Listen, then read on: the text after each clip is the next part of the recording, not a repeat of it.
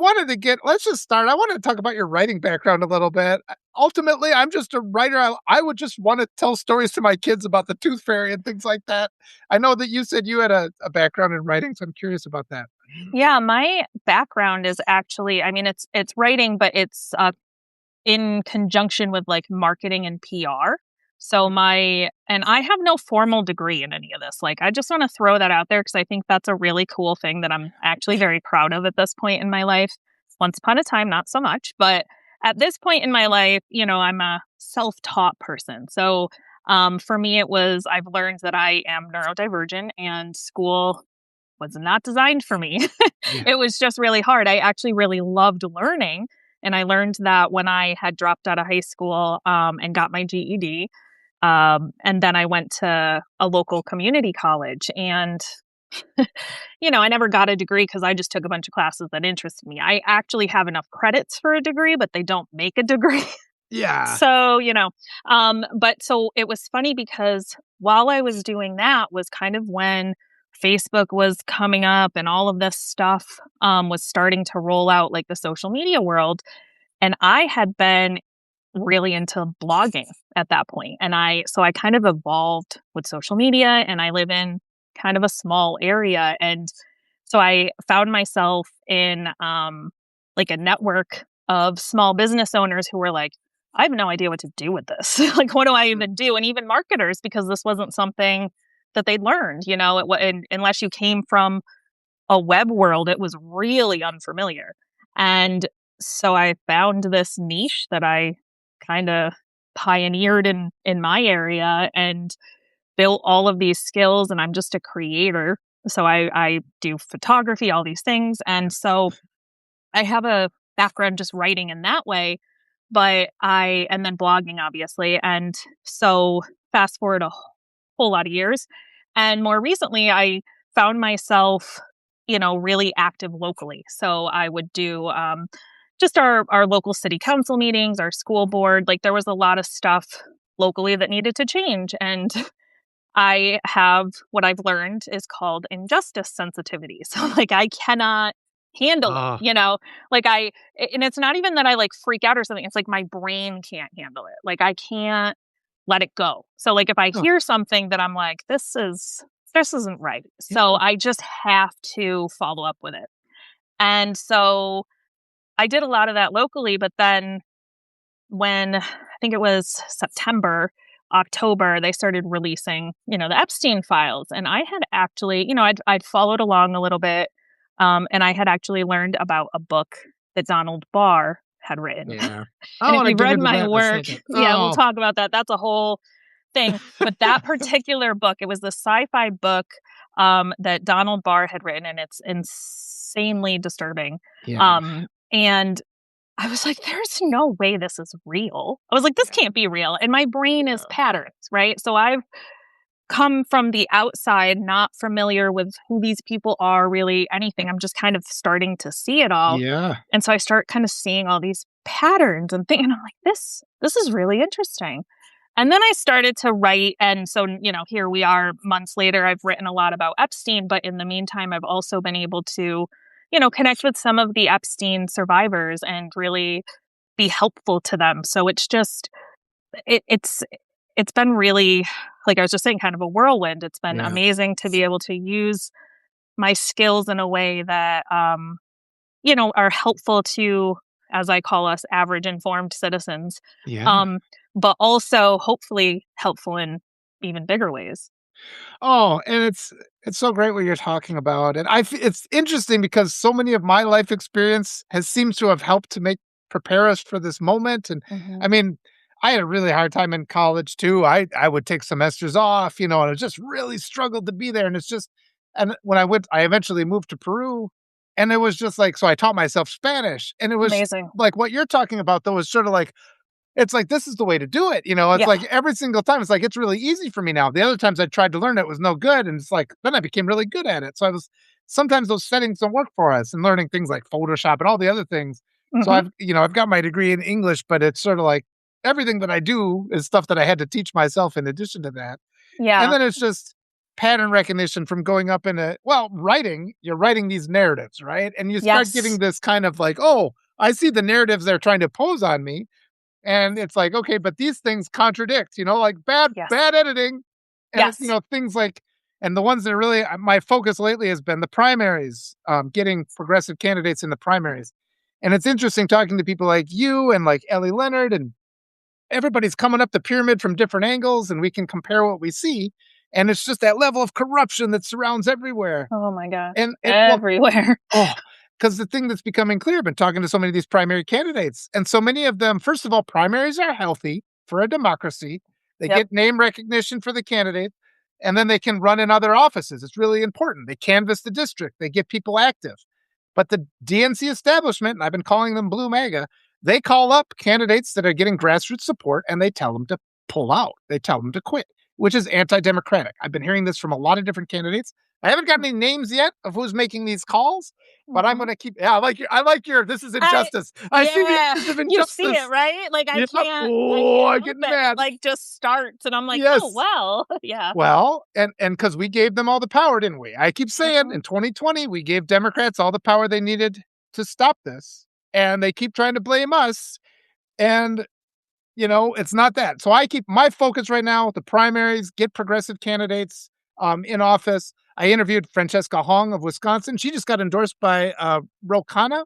So Oh, it's like yeah, and awesome. I interviewed her a month ago. It's sort of like Yeah. good. So they're hearing us. And these are Yes. people, the candidates come and talk They to us. are hearing us for sure. Because I mean, like I said, I have a larger following now. I mean, in the past, like, month and a half, 2 Yes. months, it's really grown. But I mean, before that, I didn't. I was just, same as anybody else Oh, it's all on new. Threads, on Substack, just writing and putting things together and talking to people who wanted to talk to me and reaching out to Congress. I've used their whistleblower lines.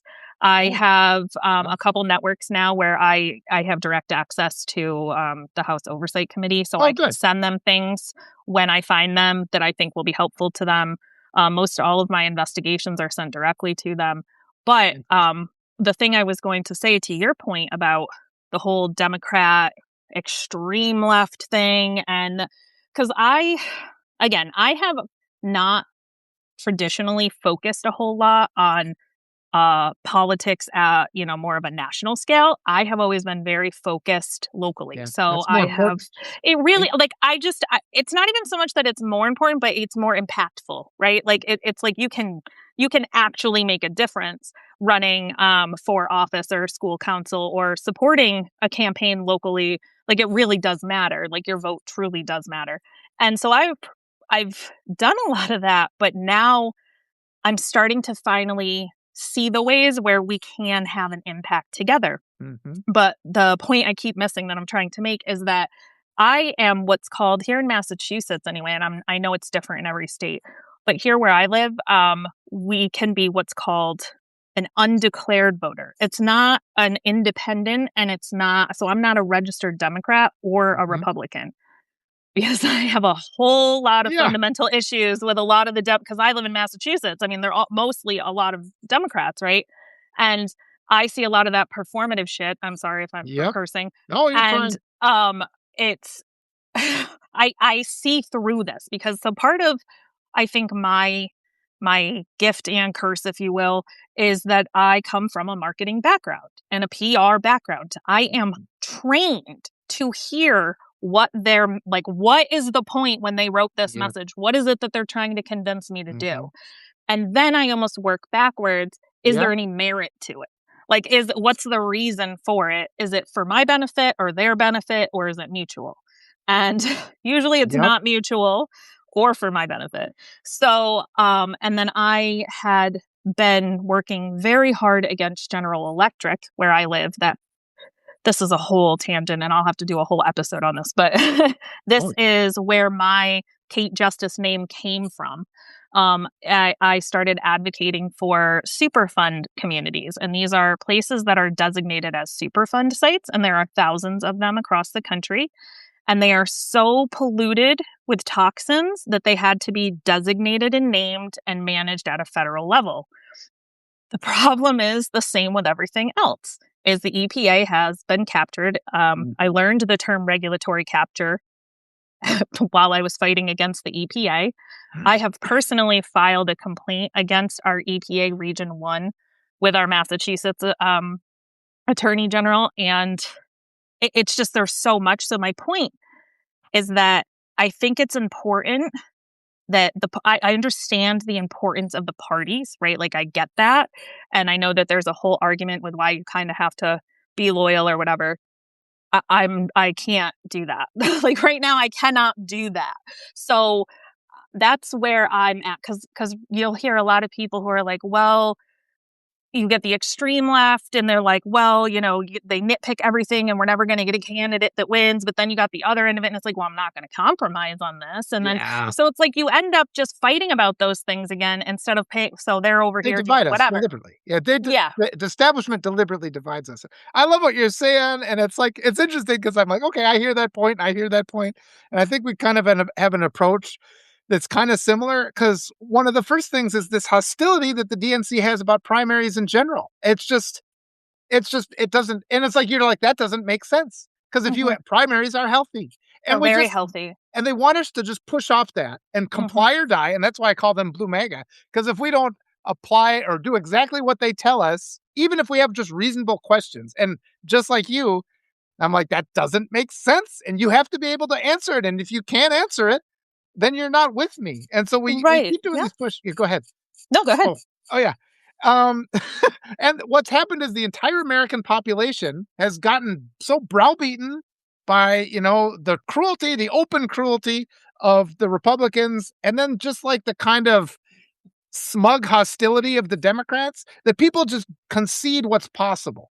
And so Hmm. when you're just like, let's vote for universal health care, people are like, let's just not be ridiculous. Even though we're Hmm. spending billions and billions, we could have funded it, for the last couple of years, just in the last month, And I right? think a lot of that. So this is where I think I can make an impact, right? So I have I started calling myself something. I started calling myself an average informed citizen. And this is just what I've called myself because that's what I am, right? Like I'm not on the books. I'm not technically an expert in anything. And I think what has happened strategically is our government, our systems have worked very hard, and social media has made it Yes. very easy to make you feel too stupid to participate because Yes. you aren't an expert and you don't know everything that we just talked about. If you don't know what a primary is and you don't know how to vote in it, and you don't know what a Republican versus a Democrat, and you don't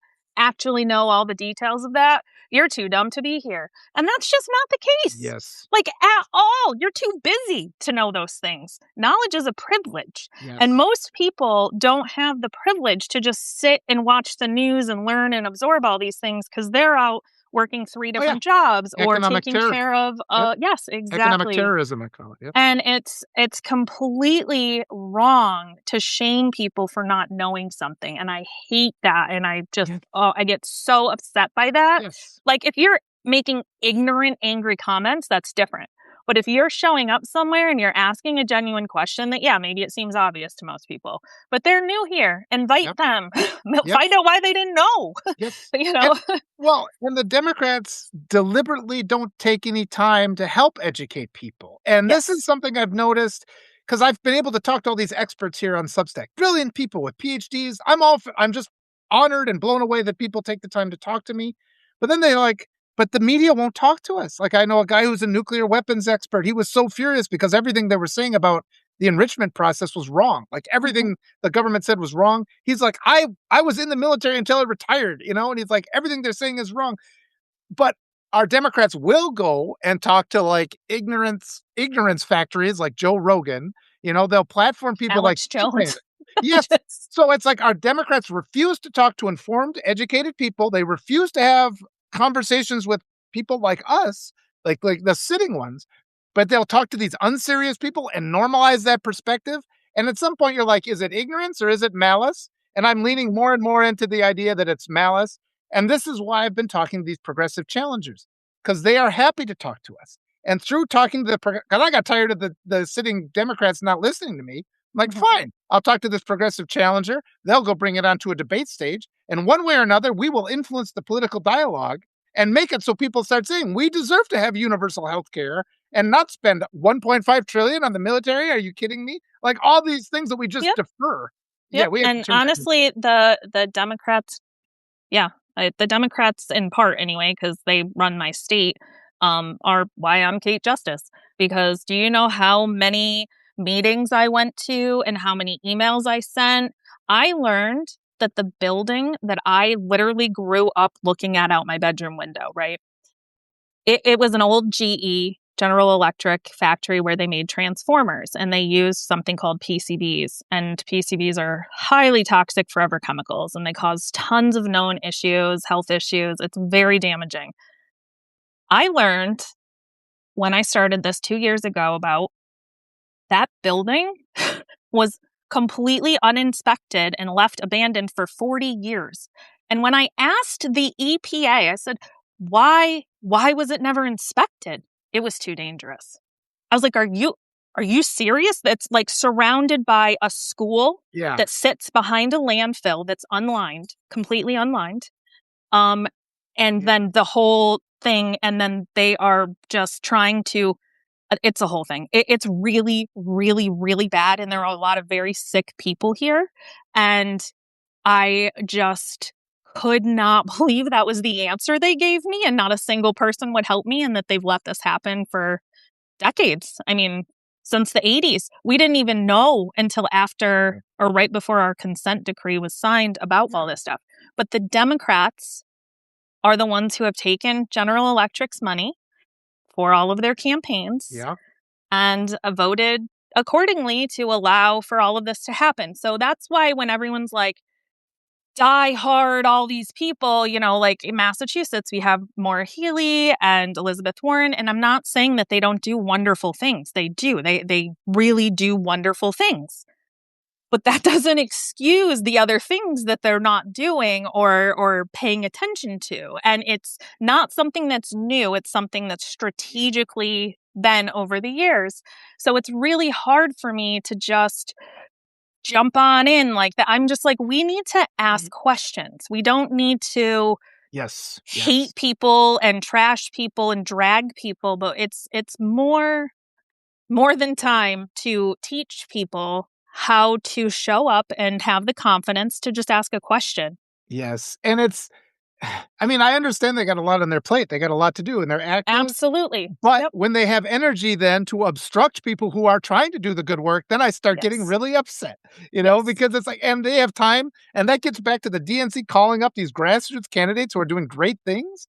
And you just got to imagine they're canvassing the districts. They're like, finally, I'm being anointed. I'm going to get some assistance from the party, only and to be starstruck because somebody calls them, only to have them say, we want you to stop. Yeah, that's Soul crushing. wild. And they have I to hadn't stay in. heard that. Well, I've heard it from a bunch, and I wanna appeal to you because this is my thing. And my thing is, it's one congressional candidate, one creator, and you being me, where I invite a creator and a candidate, and then you have your first conversation with a candidate, and then you go on and you invite a creator and a candidate, and it just explodes because the media doesn't cover the primaries, and they don't do it deliberately. And I Yep. was talking to one of the candidates, he said this because all the candidates that win, when they pressure all the progressives to get out, the same donor group buys both candidates, and that's a lot cheaper than buying the general. It's easier to buy both candidates in the primaries. So we get the illusion of a choice. Hmm. And Yeah. we've been seeing that in the general media because the media won't cover it. But even when the media talks about every issue they talk about, they predetermine this is one side, this is the other side. And we're not even allowed to bring in a third interpretation. You've seen this. I know for sure you've Oh, seen it. yeah. There's like, Mhm. what about this, this, and this? And it's because the media is bought by the same oligarchs that own the politicians. It really is like, and I joke about my tinfoil hat all the time now because, like I'm a super duper science history nerd. Like I'm very like Yeah. show me the facts, show me the evidence, like let's look at it, let's ask questions about it. Like I'm not about being right or wrong necessarily. I just want to learn about it. And so that's how I've been approaching all of this, right? It's like everything that I have written about in terms of the corruption and the Yeah. level of corruption is based on like actual evidence that I have found. It's Yeah. not because I'm just going, well, this fits a narrative and stuff. And it's like it just is I Yeah. could not have ever imagined how connected all of the corruption in the whole world Yep. is. Like, Absolutely. I knew that there would be interconnections, but like, this is next level. Like, Well, it's all been so exposed, and yeah, no matter where you approach it, you start seeing these things from the other angles, and oh, yeah, and what you're doing is so great. I do wanna talk because that book, when you mentioned that book, that really hit oh me, like, gosh. and what like, it was just insult to injury because, like, here I am, like, as a I just wanna be a writer. I just wanna write fun fantasy stories. Oh, rejected, rejected, rejected, because it's like nothing I say, like, these ideas of Yeah, compassion and a fair society, nobody will ever publish that. Publishing's owned by the same oligarchs that own the media, that are in the sure Epstein is. files, all that. Even So our then you school have this books. but then you have this book that David, and it's just like his, like, sex slave fantasy that he, like, so it's like in it yeah, I'm enraged, but it's almost, like, too big, like, the frustration of the Epstein thing is, like, almost too much to hold in Yeah. your mind. So the book, to just the general plot of it. So for anyone who's not familiar, Donald Barr is Bill Barr's father. Bill Barr was the attorney general when Epstein died in prison. And this was Donald Barr was his father. Donald Barr worked at the Dalton School, which is really prestigious I don't even know. I don't know if it's K through 12, but I know like it's elementary level through 12.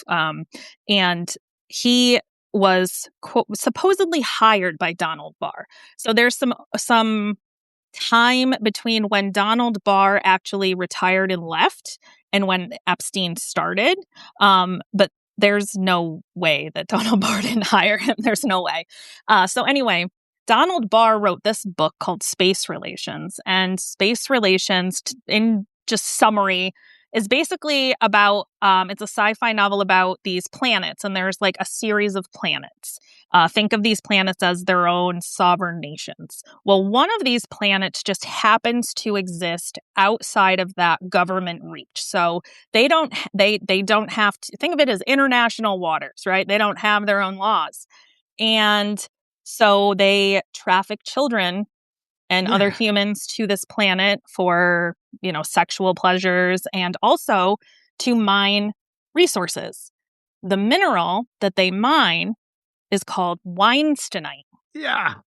I read that because, so this thing, Harvey Weinstein, and I'm just like, there's no way this dude wrote this and then all of what I'm reading now and all of what's happening happened. Yeah. I'm like, there's no way. Well, It literally explains everything. And then if you've read some of what I just wrote about, like the Barr family and everything, that whole sovereign nation thing is literally coming to life. So yes. it's so insane. Well, just the hubris and the entitlement of these rich jerks who then create these just awful books, which they get a publishing contract for. And I'm just like, on top of all the other things, I'm like, what? It's like it's just a joke to them. Like those of us who are like Yes. writers and you spend your whole life getting better and better and you're constantly turned away. These entitled rich class can just like, oh, well, I'll just do a joke I'll just do a book for something to do. And they make it their blueprint for their child abuse empire. And then they I just Yeah. declare it. And then they make It's it in reality. literally a blueprint. Like Yeah. it's not obviously like verbatim, like but it's the whole premise of everything is literally what is That's, happening, which yeah. is how I started investigating Epstein because I had heard this book and that this is what Yes. it was about. And I was like, no, it's not. That's not Like, the only there's case of no that. way. There's a whole bunch of conservative books like this. I keep hearing I gotta go Right. look up the other ones, but And there's this one about, one, like, yeah, this time traveling and he unicorn. also has other books too. I haven't read them, but this Ugh, particular one, I was just like, because again, I see patterns, right? So I've like already started to sequence this Epstein thing and what the parts that I had heard about it and what is happening. Like this is how my brain works. It's almost like a map. Like I start kind of backwards, like top level and then work yeah. backwards. And so I'm like, what is the top level here? Like what is the end game? And then I read that was the plot. I'm like, there's no way that this dude was that bold. Like, there's no Well, they're way. just on it. He What was the name was. of the title again? People have been asking. It's called Space Relations, Yeah. and then it has, like, a subtitle. But It's a just good don't one. say it, like, don't buy it. Like, don't No, spend no, you any money can't. I on this mean, it's book. like Yeah. $300 to $600 used on, like, Oh, you there's can't buy them. that's happened a couple of times. What was Yeah. the other one? I forgot what the other one was, but yeah, you can't buy it It's anymore. because it's out of print and now it's prominent, so now people are Well, they're selling their suppressing it. copies, but well, they're probably suppressing it, I'm sure, but also there's a PDF online, so you can yeah, Space Relations, I know, it was really just a funny title, like, when you it's so Awful. Just I like just everywhere couldn't believe awful, it. but they're It so is out in the awful because open. it really is, like, the concepts in the book are it's like there's just never a situation where we can ever get to a point where we normalize this stuff. Like, and we just Yeah. can't. Like, Well, it's it's one already thing to have art and read books and write and do whatever, in your space, but don't turn it into a real life functioning intelligence trafficking life altering pipeline. and I mean Ellie Leonard. I know you know Ellie, but and Yes. she mentioned the other day how it's clear in the file or in all the emails that just Epstein is just completely inept. And like and as a writer, because I've read a lot of books that were just flat out bad, and you get an insight into the mind of the person.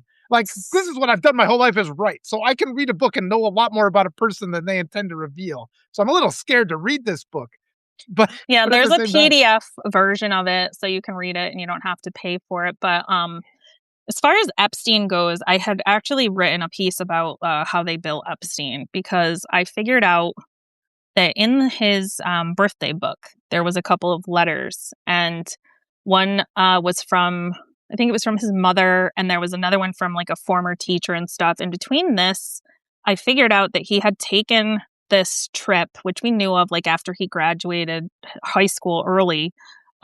He went to Greece and did all these things, but he described it in a way where it really seemed like an intelligence test. Like there's a lot, and there was a lot going on where he was staying. And one of the things this teacher had written in the letter to him was how he had, I don't remember how he worded it, but I think he was the one who kind of almost discovered that he was gifted. He had taught Epstein, and that Epstein was gifted musically. So he would play music, and that's how Epstein got into like I believe it was I think he got into the Interlaken school and stuff like that, and he did a lot of these things.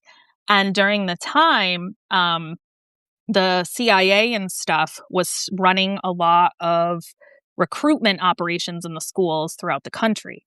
So I think that there was enough connections there because this teacher that had seen that taught Epstein and had referred him out to the school was from Columbia. So he was tied to Columbia where Donald Barr was working. And so there's a lot of connections and there's a lot of things that make sense there. So I think that's how he got his start because he was very smart in terms of music and math, but he was like the stereotypical egotistical, chauvinistic, entitled person. I feel like he was someone who probably got picked on a lot or something and just has constantly spent his whole life trying to make up for it and never did. yeah. That's just the impression I get from him. And yeah, and Virginia Giuffre's book, she I think it was in that where they were talking about some allegations that he might have endured his own sexual abuse, and he just didn't want to. Is like that is not something we're ever going to discuss. So Yeah, whatever, honestly, I feel like there's probably a fair amount of men who absolutely dealt with that at that time frame, just given what we know about you is don't say bad things or at that yeah, time and just the culture and what went on and yeah. the things that came out during those time frames, like with the churches, things like that. There was a lot of children who were taken advantage of. So I mean, hey, who knows what happened to him. Well, yeah, But we're it also was emerging from the leaded fuel era too. Like, yes, well, and like there was a lot I'm sure there, but there's just never an excuse for any of this. So it's like I'm correct. watching him evolve like through all these letters and trying to figure out like what's the end game. I've been trying that's kind of like my investigative goal. I'm like, what is the Yeah. ultimate what was the point here? Because I know there's all these things, but what at the end of the day did he think he was going to accomplish collectively with these people? Like there had to have been like, we're going to what? So that's kind of that Well, question I've been trying to really just nail down. I've been working at it from the perspective my wife's an immigrant from Peru, so, I mean, just coming to terms with just how white supremacy is the dominant culture in the United States and what that even means, and white supremacists, they believe a narrative despite what facts say because they wanna consider themselves superior, so any evidence of a failure, they just disregard, so a lot of that fits into just this entitlement attitude of all these people that end up having but the other phrase I keep using is we can't dismiss the ingenuity of the corrupt. Like once if I just need to make $10,000, I'll do a certain thing. But if somebody's like, I've kidnapped your child, and if you don't give me $10,000, all of a sudden a whole bunch of things are available to me that I'm going to do. Right. And it's just like And we have to yeah, prepare for that. to Yeah. your point, that's something I'm working on, and it's separate than the Epstein thing, but it has to do with the AI. Yeah. And the because I have used like OpenAI and stuff when it first launched, I started using it. It was exciting and everything. And then I've obviously been a lot more responsible about my AI usage the more I've learned what that actually meant. But when it first came out, we didn't know any different, just like, whatever, this is awesome, So I used it a lot, but I got very familiar with how it worked and how it would answer you and when it was wrong and when it was like, and so I've kind of watched them evolve in the way that they've answered and the things that have said since a couple years ago now through now. And a term came up today or yesterday when I was researching and what was it? I think it was oh god, epicentric decentralization or something Oh like boy. that. But basically, the whole thing was the process of just almost gaslighting you to the point where you don't believe anything that you see. Yeah. Like you can have these facts and it Yeah. can be what it is, and it's going to convince you that that could be not true. That Yeah. there could be a reason for that to not. Oh, yeah. So like it's Systemic warfare. That's what, yeah, and then you start to question reality, yeah. everything. All abusive And scenarios require that you not know you're being abused. Yeah. yeah, and so OpenAI has become extremely harmful. Extremely harmful, in my opinion. If you are going to use any, do not use that one. It and that I got it to actually tell me some stuff this because I started catching. I was trying to get it to help me with that's what it was. I was trying to understand better the redactions in the FBI file of Ivana Trump. They had redacted it, but there's codes next to it, and then is this related to this? So I was trying to understand what the codes mean, how they what the numbers mean, and if you use like Claude, it will tell you one thing, and then if you put it in Chat GPT, it's like what it was just like it was really just trying to deter me from really Yeah. understanding it. And Yeah. I'm like, okay, forget this. Why are you answering me? Like why are you doing this? This is harmful. And I actually finally got it to like really admit this. So I was like, this is important. That's where it It's itself came up with that term I was It's trying to think prime of. directive. We have a prime directive of, Right. avoiding yeah. Right. And it was very interesting. So like I have to do some more research and Yep, connect things. Yes, Sam Altman is very dangerous. And it's so I want to explore that before I make any claims or anything like that. But it's like yeah, to your point, yeah. what better way to control a population than to convince them nothing that they can see is true or right? I Like that we literally have to listen to our government to know what's yes, correct because and I our eyes don't work yeah, and it's scary. and I've been thinking they've been pushing this deep fake technology because they knew these videos existed. So they've been trying to create an excuse, "Well, we somebody artificially made these videos, all these condemning videos." But I've been saying it's like human beings because I grew up an extremely conservative area, abusive, where it's like compassion is the enemy. Like they Yeah. taught us that where we didn't even have the option to have. Toxic positivity, if you Oh, will. well, and they just didn't. We didn't even have the option to see what a healthy relationship was. And everybody in the United States has this imposed on them. We live within this reality, but the parameters. I mean, there's things that crack the reality, and they defend our ability to check those parameters. And you kind of have to guess it. And like I knew it from reading books. They're afraid of you. This is why they're book burners. This is why they want to restrict those things. Because if Mhm. you read a book, even if it was written 300 years ago, and you can't identify with the horses and the food, but you can identify with the love, like the love stories, like what a compassionate relationship would look like. You're like, I want that too. And I'm a book collector, and yeah, I have books that are 300 years old that are sitting on my shelves. Like, I live for them because I completely agree with you. It is a different experience. And I mean, you nowadays listening to the stories are fine too, but it's the nature of somebody writing a book, and it's that, yeah, that emotion, and that it's like such a moment it's almost like a photograph in words, and it's just yes. this Oh really yeah. special. I Yeah, feel I the same agree. thing. But it's Yes. it's exactly like what you're saying, and I do the same thing. You get like these little hints, and it's like that just can't be the answer. What you're trying to tell me, this narrative you're trying to push on me can't be the answer because this contradicts. But then what are you left with, right? You're left with this big space and nothing where everybody's deliberately trying to push you away. And I want to go back to the primaries again because everybody in legacy media directs people to just not even pay attention to primaries. And Mhm. it's the establishment narrative. Oh, we don't even want primaries because that's where the control is. And so Yep. this is why I've been interviewing all these progressive candidates because if we just come out in force in the primaries, we can change all these things. I wanted to talk because what's his name? Howard Lutnick? Lutnick? Is that his Mhm. name? Yep. I was looking him up because you did your article on him, and he's like, he's all this thing, but he was fundraising for the Clinton campaign back in 2015. And, it's like, at some point, it's like, okay, that's the last little bit I needed. They're corrupt. They're part of it. I mean, if he's Yeah, buddies with them, there's not a single chance in any capacity that the Clintons are not. I can't speak. I mean, I haven't done as much research on Hillary specifically, and like what she has or hasn't done, so I don't want to speak to that too much, but I mean, she's married to the man. and there's yeah, a lot there, and her name has come up in some interesting places for me when I've been researching, and I'm like, oh, that's interesting to see her name there or things like that. So those are things that I keep in the back of my head.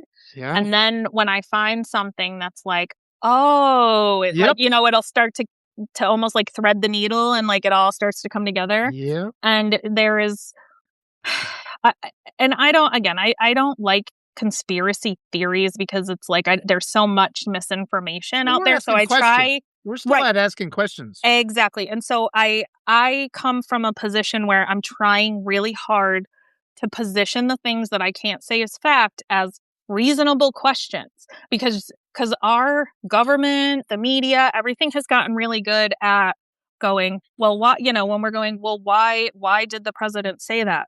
Well, do you think that we should be doing blah blah blah blah? And it's like, that's not what I asked you. Like, Yeah, but they will they're good. flip it to fit whatever the answer that works for them best, so that the answer that works for them best is what they can say.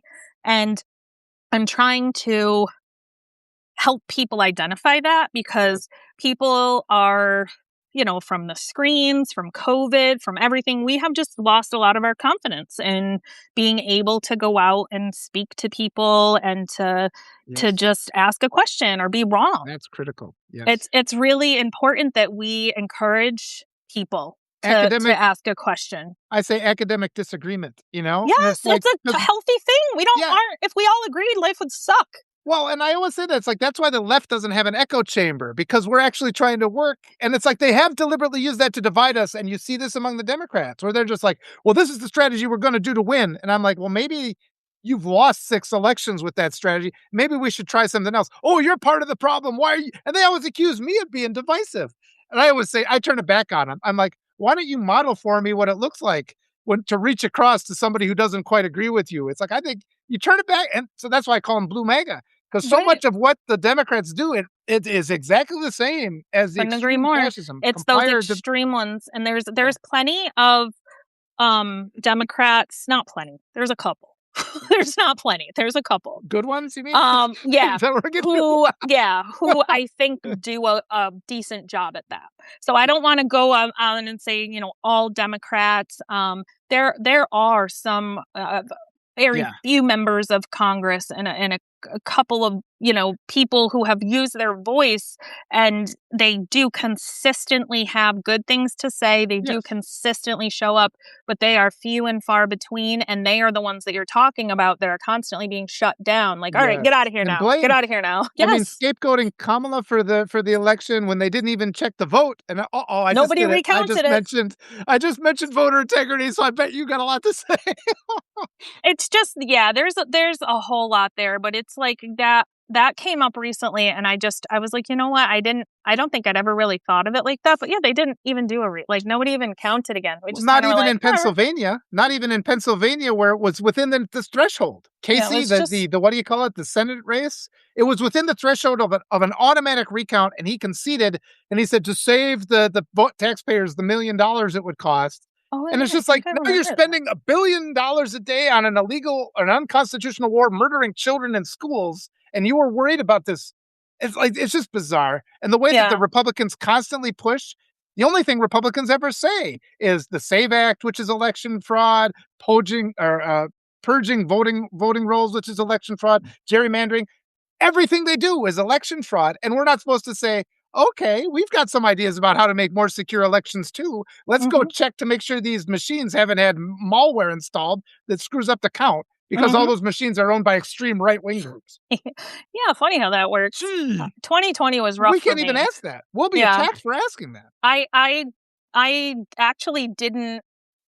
I mean, I obviously paid attention and I voted and everything, but I was pregnant in 2020 and I was very, very sick. And I have two other children. This was my third. Like, it was a rough, rough year. So like, some people will mention stuff like 2020, 2021 and stuff. And I'm just like, I think I remember that. Like, it was like Oh, really, because would I they had a expect preemie us? and everything, and I had preeclampsia, and it was just a really rough time. And so it was like that first year was just a Yeah. whole days. But now I'm like finally going back through it, and I was like, oh yeah, I do remember that happening, or so it Oh, was. yeah. It was really concerning when I like hindsight looking at it. I'm like, I cannot believe we Yes. let that happen like that. Well, once you get new information too, you reflect on your previous life and getting back to like the good ones, because there are good ones in government. There are ones that are aware, but they are all getting so much pressure. They're in bubbles because it's not the norm for our Mhm. candidates to come and talk to regular people with reasonable questions. They only go talk to, Joe Rogan and Charlie Kirk or whatever, and they won't talk to people that are educated and who have things to talk about. But I think there are some, and Natasha K has mentioned it. There's some that if we were to pressure them, then they would come to our side. I think Kamala falls into that category where I think she was trying to work within the system to make it better, and she just listened to bad advice. But if we at least Yeah. just allowed her to talk to us, I think they would come around.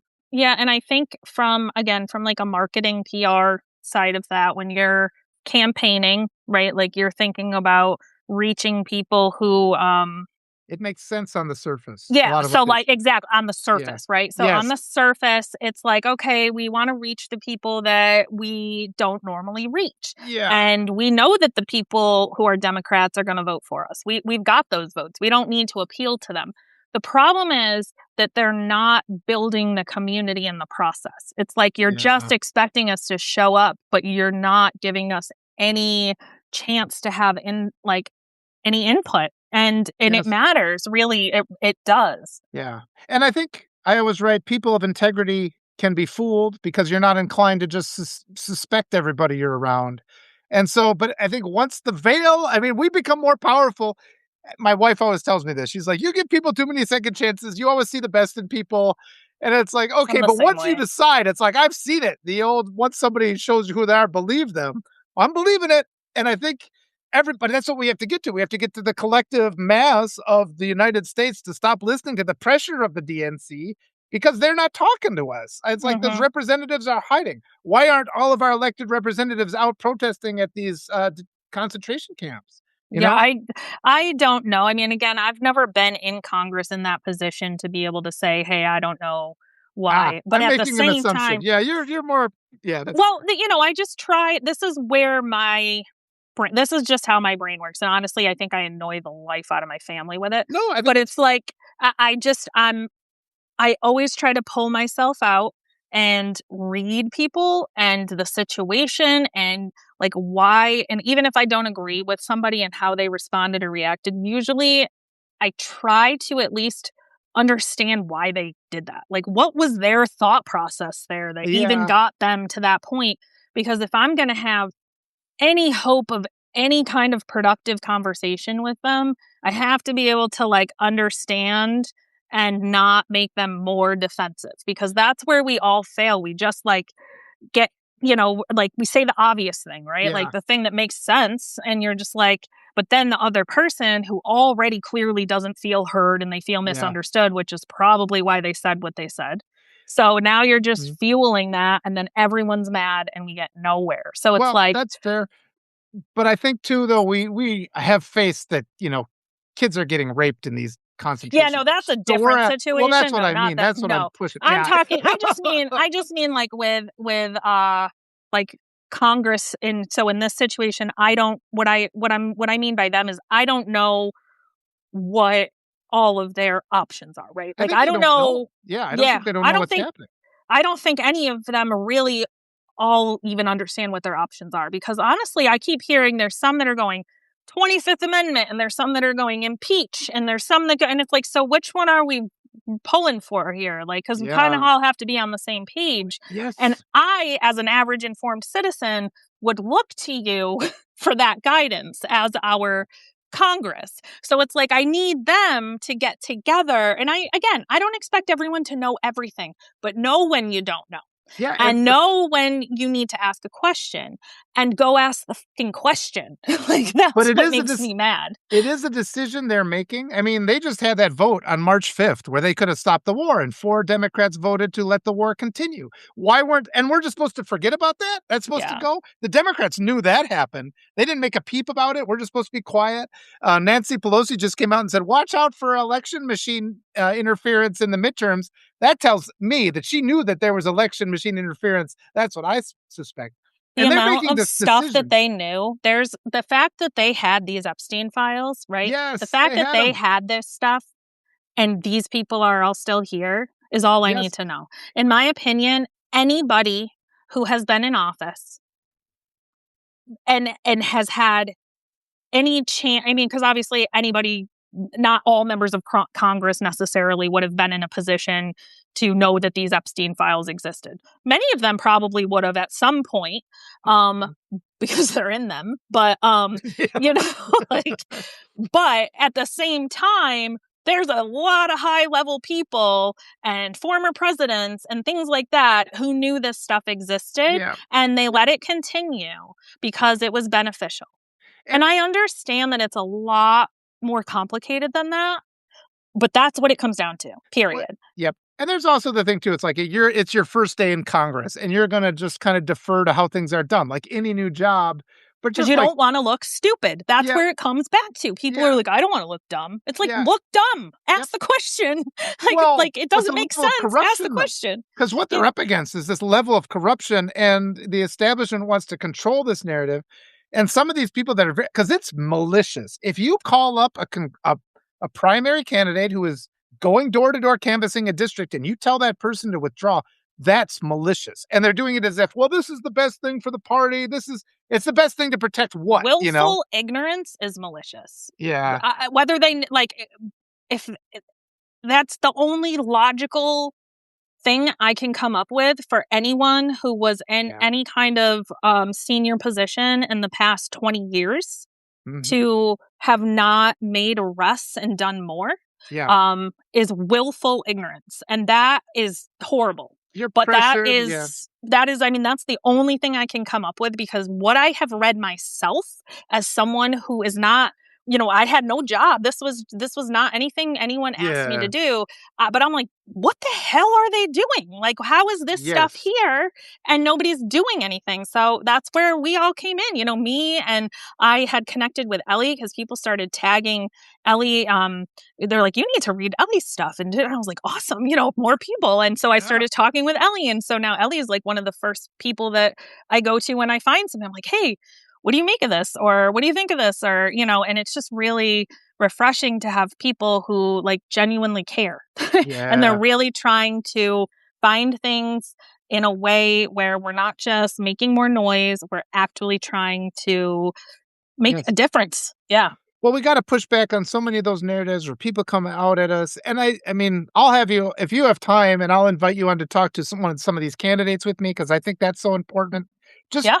I would love real to. people and yeah, like because then the talk comes through us to the candidates, to the debate stage, to the national stage, and we Yes. gotta let the American public know what's happening because so many people even now have just no awareness, like the threat to our elections is a real thing. I mean, the It's SAVE Act so is a bad, real it's thing. scary, and I'm Yeah. not, like, someone who is sensational, like, I'm not someone who's like, "Oh, wow, let's freak out."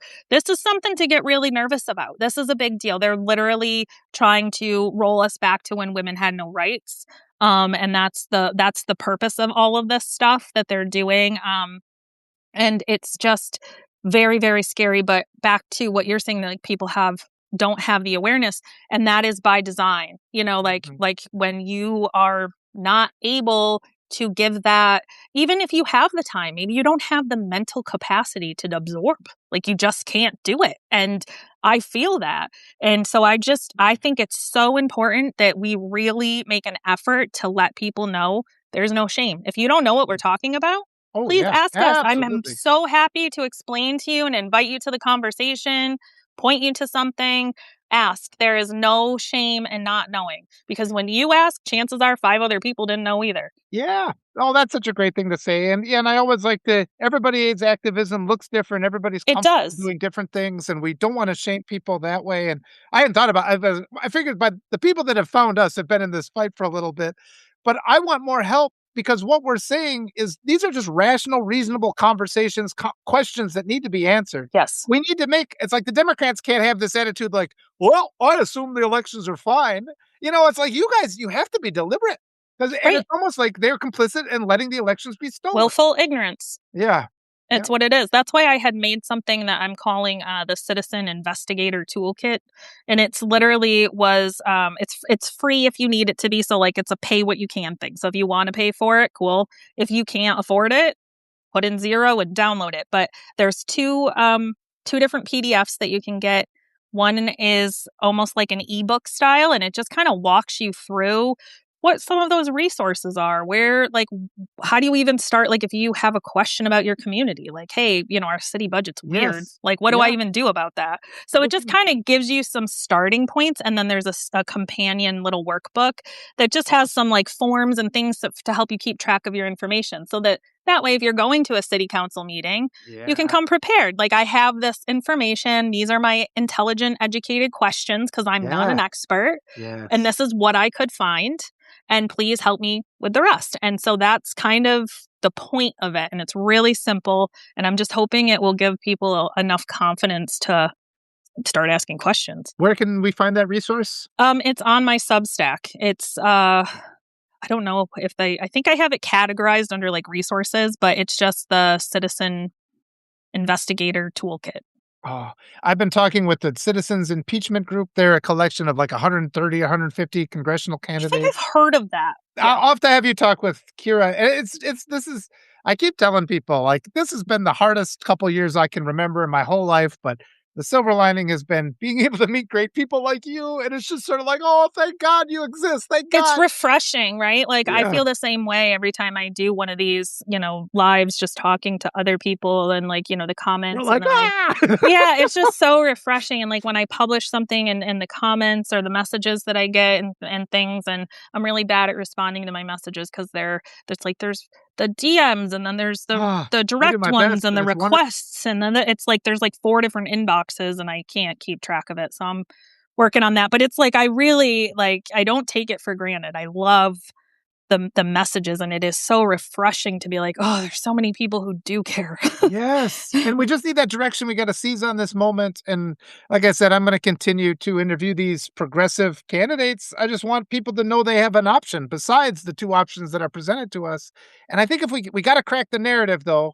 It all comes down to the pen being mightier than the sword in the end. It really is true, and how much Natasha K brought it up, like the brainwashing, like the indoctrination that exists in this country.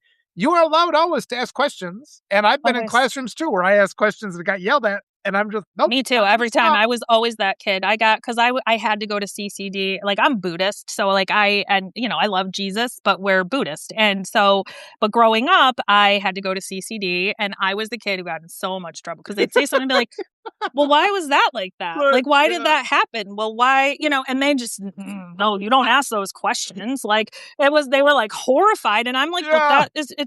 I didn't understand why it was such a big Why question, can't you but explain it to me? yeah, why Why can't you it's just wrong? tell me what's going on? I just want to understand all the details of everything. That's It's, what's going to save us. That level of yeah, curiosity. And I know my kids are this way where they can detect AI before I can now. yep, I think there's good. this evolutionary process. You've heard of the I'm uncanny teaching valley. mine. Well, Oh, I they don't think so.